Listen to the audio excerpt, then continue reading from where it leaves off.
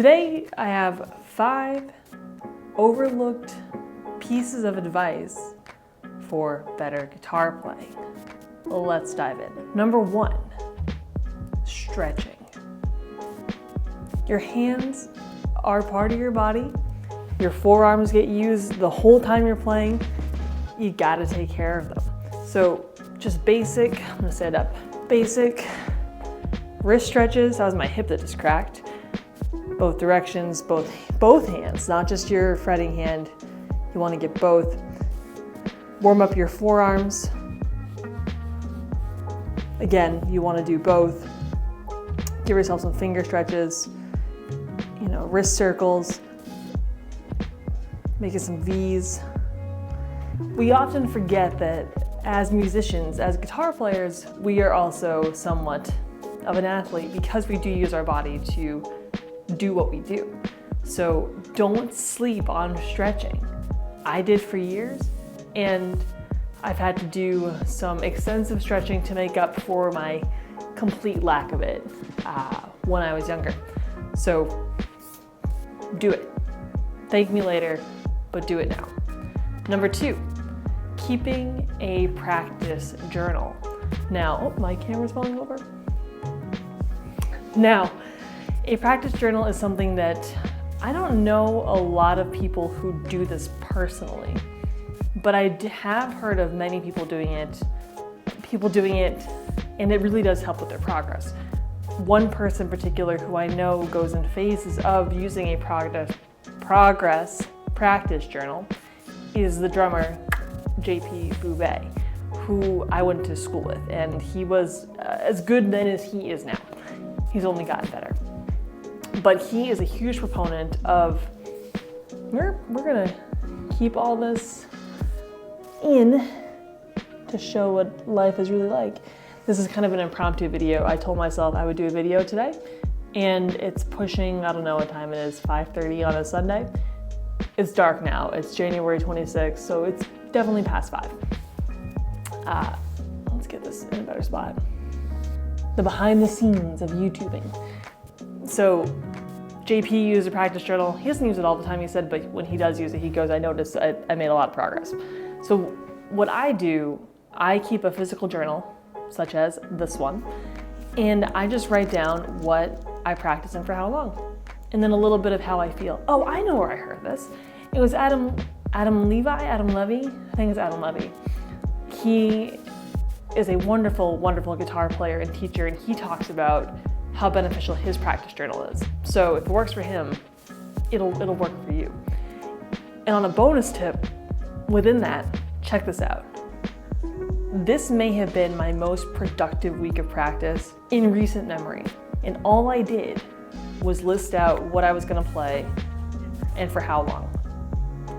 I don't even think I did like super detail, but just having that framework to work with right away made everything else much easier. Tip number 3. This is gonna sound strange, but I think it's one that we all need to do a little bit more of, given our current media diet. Listen to more music. I don't know about you, but when I was a kid in the 2003-4 when I started playing guitar, all I did was listen to music and play guitar. I hung out with my friends, I did karate, whatever, but like my main source of entertainment and time spent was listening to music and then playing music. And with the advent of YouTube, and thank you for being here, I love that you're here. With the advent of YouTube and podcasts and more TV shows and access to movies and other forms of entertainment, it can be really easy to not listen to music. But you gotta listen to something if you're gonna play. Like, how else do you expect to figure out what you like or don't like when it comes to tone, when it comes to approach, when it comes to whatever? Like, no one person knows everything. So we gotta go listen to other people to see what we're missing, and because it's fun, and there's all kinds of scientific benefits to it too. I don't care about that, but there are benefits. But I do think that listening has fallen by the wayside, and I'm as guilty of it as anybody. One of my goals for the calendar year is to listen to one new album each week. New to me, doesn't have to be new in 2025, but new to me. So as of this week, this is my 4th week of doing it. I did The War on Drugs, I Don't Live Here Anymore, because that song is so good. And I wanted to hear what else he had on that record. Then I did Greg Koch's live blues album. He is unbelievable. Then I went way back and did Kenny Burrell's Blue Midnight. I don't have my thing in front of me. Blue Midnight, Round Midnight, Midnight Blue, something like that. It'll be here and it'll be correct. And then my last one was Johnny Smith's Moonlight in Vermont. I think it's Moonlight. I want to say Midnight, but I'm pretty sure it's Moonlight.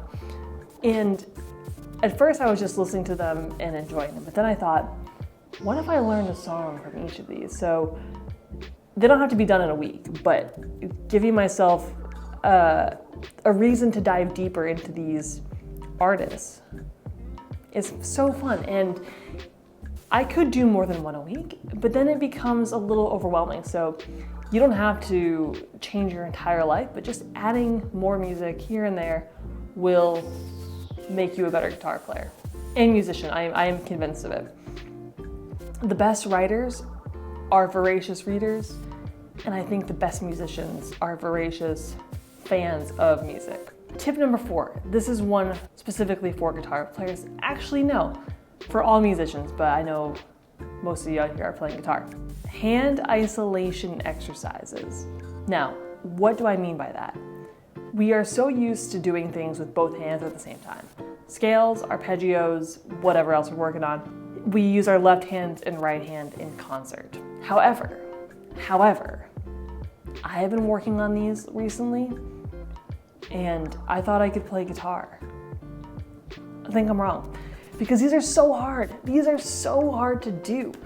And by isolating a hand, you can really see what's going on. So for example, if I'm working on my arpeggios in C major, I will just run the left hand. Just not even thinking about the right hand at all. Think, okay, where are my fingers going? Right hand is at a standstill. And then I flip it around. And for me, the right hand is much harder than the left hand. I think I know my alternate picking, and then I don't. I think I know where the notes are that I'm playing, and then I don't. So doing this is my goal for the upcoming week, is to add this into my practice much more vigorously, because I've noticed it's a weak point. And while I'm not going to be able to make all of my weak points strong points, this is one that feels worth giving a go.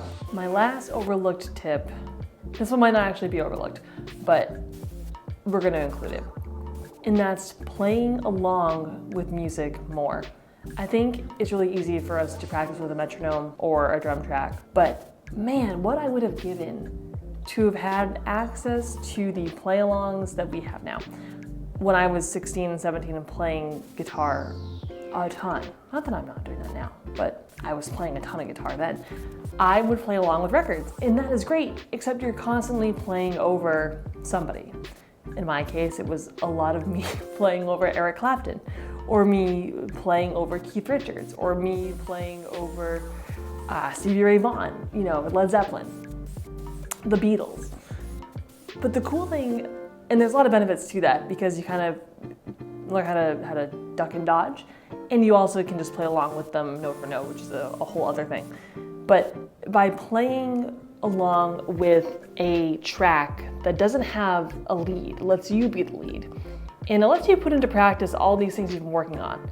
Arpeggios, licks, whatever, improvisational technique, in a way that you're not distracted by the other things going on, like if you're playing along with Crossroads. Because what happened to me was I just wanted to play Crossroads, not play my own stuff. I wanted to play what Eric was playing. So to recap, let's see if I can do it, because I'm going off the cuff here. 5 overlooked tips, well, 4 plus 1, not overlooked tip. Number 1, stretch. Stretching is really important. Number 2, keep a journal. You can keep it on a computer. I think analog is just fine. Tip number 3, listen to more music, because I don't think we do enough of that in 2025. Tip number 4, I just talked about this too. Oh man, I thought I had a good memory. Tip number 4, what was it? What was it number 4? Not stretching, oh right, the hand isolation exercises. Do those. You're gonna be amazed at how bad you are at them. And I think that's a good thing. It's good to find what you're bad at so you can go get better at it. And then tip number 5, play along with songs or play along with play-alongs. I was stuck with the Aerosolve stuff, which was really good for the time, but you don't have to do that. Bonus tip number 6, instead of playing along with a track, go find a friend and play with them. I have this idea to make like a database of musicians all over that people can then go practice. We'll call it Practice Pals. And I think there's something to that because I think that so much of music is done alone these days, and it kind of bums me out. Part of why I went back to music school was to be around musicians. So thank you so much for watching. If you made it all the way to here, amazing job, well done. I will see you again in the next one. And if you liked these tips, go check out the apps that I use for becoming better at music because they'll work with these. So take care everyone, and I'll see you again real soon. Cheers.